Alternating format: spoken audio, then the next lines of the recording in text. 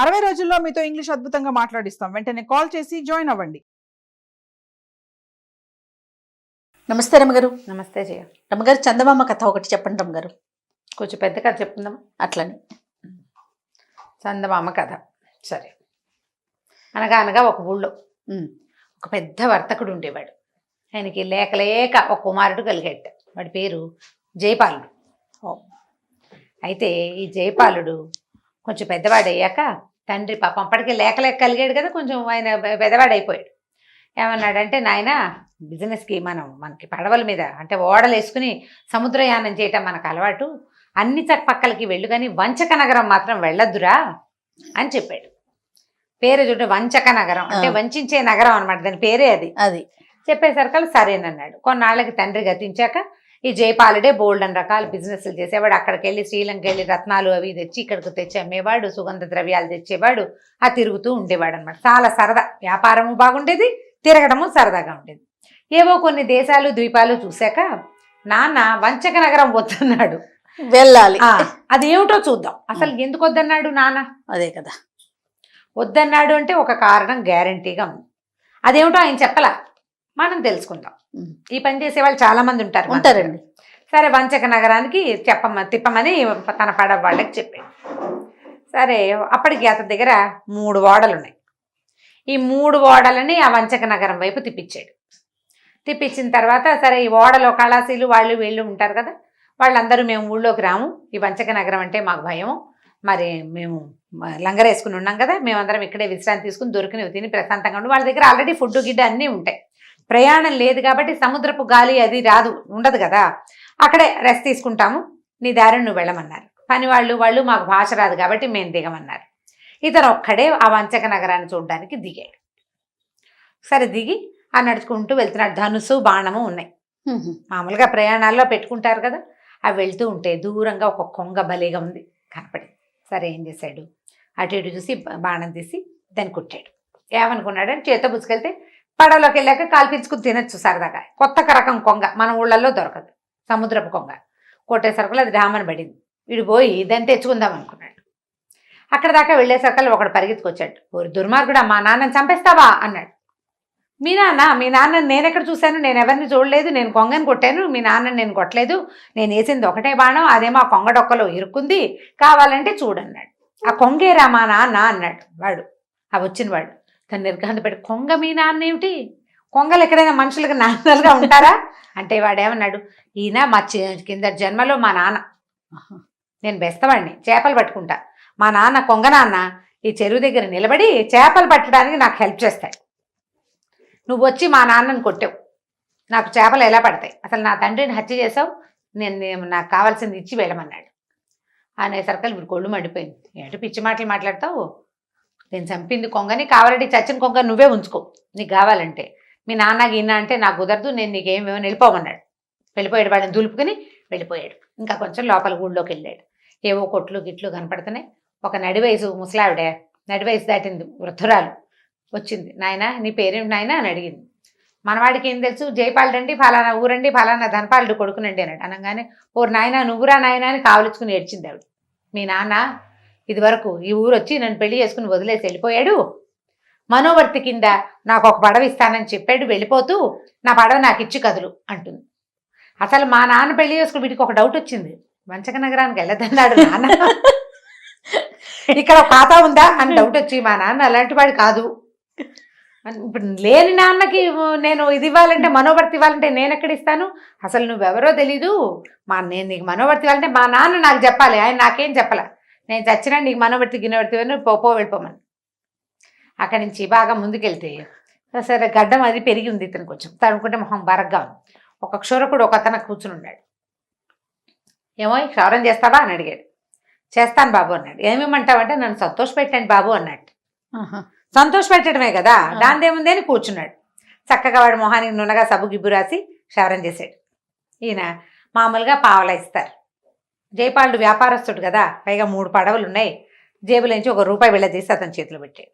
పావలా ఇచ్చే చోట రూపాయి ఇచ్చాడు. ఆ రూపాయి వీడు మొహాన్ని కొట్టాడు వాడు, అవతల వాడు. నన్ను సంతోష పెట్టమన్నా, ఈ రూపాయితో నేను సంతోష పెట్టల్లా అనేసరికి ఇతనికి అర్థం కాల. అదేమిటి పావలా ఇచ్చే చోట నేను 4 పావలాలు ఇస్తే నువ్వు సంతోషపడకపోతే నాదే తప్పు, తీసుకుంటే తీసుకో లేకపోతే లేదు, సంతోషపెట్టడం ఏమిటి, నేను చేయను అన్నాడు. అక్కడి నుంచి వెళ్ళిపోయాడు. ఇంకా అలా తిరుగుతూ ఉంటే రాజభట్లు వచ్చి పట్టుకున్నారు. పట్టుకుని రాజుగారి దగ్గర తీసుకుపోయారు. ఏమిటంటే ఈయన మీద 3 అభియోగాలు ఉన్నాయి. ఊళ్ళోకి వచ్చి ఈయన 3 తప్పులు చేశాడు. రాజభట్లు అన్నారు, నువ్వు లోపలికి వచ్చేసి నువ్వు నీ సంగతి చెప్పుకుంటే కానీ కుదరదండి, రాజుగారు రమ్మంటున్నారని లాక్కుపోయారు. రాజుగారి దగ్గర తీసుకెళ్లారు, పెద్ద సభ తీర్చారు. లోపల ఉన్న 3 ఎవరు? ఒకడేమో బెస్తవాడు, మా నాన్నని చంపేవన్నవాడు. రెండోవాడ మనోవర్తి కోసం అడిగిన ముసలావిడ. మూడోవాడేమో క్షౌరం చేసిన క్షురకుడు. ఏమిటంటే నన్ను సంతోష పెట్టలేదు. బాగున్నాయి, బాగుందిగా. సరే రాజుగారు అన్నాడు, వాళ్ళ నాన్నని చంపి వాడి జీవికను పాడు చేసావు కాబట్టి వాడికి ఒక ఓడిచ్చేయాలి నువ్వు అంటే లిస్ట్ అడుగుతారు ముందు. నీదే ఊరు, ఎక్కడి నుంచి వచ్చావు, ఏం చేస్తావు, నీ దగ్గర ఏముంది, అది ఉంది ఇది అడుగుతారా? అడిగినప్పుడు వీడు మొత్తం నా దగ్గర 3 పడవలున్నాయి, రంగరేసి అక్కడ పెట్టొచ్చాను అన్నాడు. చెప్పంగానే ఓ పడవ వాడి నాన్నని పోగొట్టి వాడి జీవికను పోగొట్టినందుకు ఒక పడవ వాడికి ఇచ్చేయి. ఓకే ఓకే, మనోవర్తి కింద మీ నాన్న ఇవ్వాలి కదా ఈ ముసలావిడికి, ఆవిడికి ఓ పడవ ఇచ్చే. ఓకే బాగుంది. ఇప్పుడు మూడోవాడిని ఏంటంటే సంతోష పెట్టాలి. వాడు సంతోషపడతావు, దేంతో సంతోషపడతావు అంటే ఒక పడవ ఇస్తే సంతోషపడతాను బాబు అన్నాడు. వీడిని సంతోష పెడతానని నువ్వు ఒప్పుకున్నావు కాబట్టి నీ దగ్గర 3వ పడవ ఉంది కాబట్టి అది వీడికి ఇచ్చేయి. బాగుంది. 3 పడవలు ఇచ్చేశారు. ఈ లోపల ఏమైంది, జయపాలుడికి అర్థం కాదు. నాన్న వద్దన్నాడు, బుద్ధి తక్కువై వచ్చాను నేను అని ఆలోచిస్తుంటే రాజుగారి అబ్బాయి ఒక 10 ఏళ్ళ వాడు ఏదో బంతి ఆడుకుంటూ వచ్చేసరికి జయపాలుడు చక్క తయారై బాగున్నాడు కదా. వీడి మెడలో ఇంత చక్క వజ్రాల హారం ఒకటి ఉంది. ఈ వజ్రాల హారం తీసి రాజుగారి అబ్బాయి మెడలో వేసాడు. 3 పడవలు పోయినాయి కదా. పోయినా సరే అయినా సరే వీడు ఎక్కడో తగ్గడనమాట. అదే వేయంగానే రాజుగారు సంతోషంగా ఆనందంగా పెట్టాడు. మీ ఊళ్ళో దొరుకుతాయి నైనా ఈ వజ్రాలు అంటే, అవునండి మీరు సంతోషించారు అన్నాడు. ఎందుకు సంతోషించండి, చాలా సంతోషించాను. అబ్బాయి మెడలో నెక్లెస్ చాలా అందంగా ఉంది, ఇలాంటివి ఏమైనా దొరికితే ఇంకో 2-3 కొందామనిపిస్తుంది, మా చిన్న అబ్బాయి కూడా వేయచ్చు అన్నాడు రాజు. అలాగేనండి, రాజుగారి అబ్బాయికి మెడలో రత్నాహారం వేసినందుకు సంతోషించని వాళ్ళు ఎవరైనా ఉన్నారా సభలో అంటే సభికులందరూ శబాష్ అన్నారు. వజ్రాల హారం ఎంతో బాగుంది, పనితనం మన ఊళ్ళల్లో చెయ్యరు, మనకు అసలు ఈ రాళ్ళు దొరకవు, పిల్లడు చక్క బొద్దుగా గుణగుణలాడుతూ బాగున్నాడు. వాడి మెడలో వస్తు వేసేసరికి కళ వచ్చింది, రాజకళ. రాజుగారి అబ్బాయి కళకళలాడితే ఊరందరికీ సంతోషం కదా, ఎందుకంటే వాడే ఫ్యూచర్ రాజు. అందరు శబాష్ అన్నారు, సంతోషపడ్డారు. కాబట్టి ఇప్పుడు వీడిని నేను కొత్తగా సంతోష పెట్టాల్సిన అవసరం ఏముంది? ఆల్రెడీ సంతోషించాడు ఎవరు? క్షురకుడు. రాజుగారి అబ్బాయి మెడలో వేసిన గొలుసు వల్ల క్షురకుడు కూడా సంతోషించాడు. కాబట్టి వీడికి నేను పడవ ఇవ్వనవసరం ఏమంటారు ప్రభు అని రాజుని అడిగాడు. రాజు అవును నిజమేనన్నాడు. బాగుంది. అక్కడి నుంచి ముసలావిడ సంగతి. మా నాన్న మనోవర్తి ఇవ్వాలి, మా నాన్న పోయాడు ఈవిని మోసం చేశాడు. కానీ మా ఊళ్ళల్లో సతీ సహగమనం ఉంది. మా నాన్న మరణించినప్పుడు మా అమ్మ కూడా సహగమనం చేసింది. కాబట్టి ఈ అమ్మగారిని మా నాన్న కోసం సహగమనం చేయమని, ఆయన ఎప్పుడో చచ్చిపోయాడు అనుకో, ఎప్పుడో దహనం చేసాం, ఆయన కోసం చితిమంటల్లో దూకితే ఆ పడవని అమ్మి దాని డబ్బుల్ని ఈవిడ వారసులు సంతానం ఇంకో పెళ్లి చేసుకునే ఉందో లేదో వాళ్ళ చుట్టాలకు ఇస్తాను మొత్తం డబ్బులు. సహగమనం చేస్తే అప్పుడు మా నాన్న ఆస్తి ఈవిడికి తక్కుతుంది. మా అమ్మ సహగమనం చేసింది, ఆస్తి అంతా నాకు వచ్చింది అనేసరికి నేను చచ్చినా చావనందిట ముసలావిడ. ఇక నువ్వు చావనంటే నీకు డబ్బు ఎందుకు వస్తుంది? మనోవర్తి ఎప్పుడు వస్తుంది? నువ్వు సహగమనం చేస్తే వస్తుంది. నువ్వు భర్తతో కలిసి ఉండాలి, సహజీవనమైనా ఉండాలి, సహగమనమైనా ఉండాలి. మొగుడుతో లేవు, ఆయన పోయాడు, నువ్వు గమనం చెయ్యి, నీకు డబ్బు ఇచ్చేస్తా, నేను చచ్చిన చావనని అనేసరికి రాజు అన్నాడు, అయితే నీకెందుకు డబ్బు, నీకు అక్కర్లేదు, అబ్బాయి క్యాన్సిల్.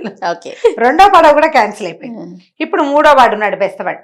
అప్పుడు ఏం చెప్పాడంటే, కాదండి మా నాన్న చనిపోయిన సంగతి మీకు ఇప్పుడే కదా చెప్పాను ప్రభు, ఇప్పుడు సహగమనం చేయమంటే ఈ అమ్మగారు వద్దంటోంది. మా నాన్నండి చచ్చిపోయాక నేను చాలా లేకలేక పుట్టాను, ఈ పడవల వ్యాపారంలో కూడా మా నాన్న చాలా సహాయం చేస్తాడు. ఆయన చేపగా పుట్టి ఈ సముద్రయానంలో నేను ఏ దిక్కుకెళ్లాలో మా నాన్నే చెప్తాడండి నాకు ఎప్పుడూను. అలాంటి మా నాన్నని కొంగగా పుట్టిన వీడి నాన్న తినడానికి చూస్తున్నాడు. నేనేం చేయను? మా నాన్నని రక్షించుకోవడానికి కొంగని చంపాలా వద్దా మీరు చెప్పండి అన్నాడు. సభికులందరూ అదేమిటది నిజమే కదా, మీ నాన్న మీద కాపాడాలి కదా. మా నాన్నని, మా చేప రూపంలో ఉన్న నాన్నని కొంగ రూపంలో ఉన్న వీడి నాన్న చంపైపోయాడు, అంచేత నేను కొంగని చంపేశా అనేసరికి రాజుగారు చెల్లు ఇంకేముంది అన్నాడు. చేయలేక ఇప్పుడు ఏమైంది 3 పడవలు ఎవరి దగ్గర ఉన్నాయి? వాడి దగ్గర. జయపాలుడి దగ్గర ఇంకేం ఇవ్వక్కర్ల. కాబట్టి వీళ్ళెవరికి నేనేమి ఇవ్వక్కర్లేదు ప్రభు, నమస్కారం, వెళ్ళొస్తాను. రత్నాల హారం అబ్బాయి మెడలో బాగుంది, రత్నాల హారం అబ్బాయి మెడలో బాగుంది, బతికి బాగుండి నేను మళ్ళీ ఈ ఊరు వస్తే ఇలాంటి రత్నాల హారం ఇంకోటి చేయించి మీ చిన్న అబ్బాయి కూడా తీసుకొస్తానండి శభాష్. అన్నాడు. అనగానే రాజుగారు శభాష్ చాలా బాగా చెప్పాడు, జయపాలుడు చాలా గొప్పవాడు, ఒరే ఎవరైనా గుర్రాలు వేసుకుని తీసుకెళ్ళి ఈయన సముద్రంలో ఆయన పడవల దగ్గర దింపిరండి అన్నారు. సరే 2 గుర్రాలు పూంచి ఒక రథం ఎక్కించి ఈయన్ని సగౌరవంగా తీసుకెళ్లి సముద్రంలో వదిలిపెట్టారు. ఆ జయపాలుడు బతుకు జీవుడా, ఇంకెప్పుడు ఈ ఊరు రాకూడదు, మా నాన్న సరిగ్గానే చెప్పాడు, ఏదో ఐడియా తట్టింది కాబట్టి బతికి బయటపడ్డాం, లేకపోతే 3 పడవలు వీళ్ళ పాల చేసి వాడు అక్కడే పడి ఉండేవాడు, అంతే. ఇంటికెట్టా వెళ్తాడు, దేం పెట్టి వెళ్తాడు అని అనుకుని ఇంకా ఎప్పటికీ వంచక నగరం వచ్చే ఆలోచన చేయకుండా పడవలు వేసుకుని ఇంటికి వెళ్ళిపోయాడు. కథకంచికి మనం ఇంటికి. పేర్లు చూడండి రమ్మగారు, వంచక నగరం అంట. బాగా పెట్టారు కదా. చాలా బాగుందండి. కిరమ్మ గారు నమస్తే. నమస్తే జయ.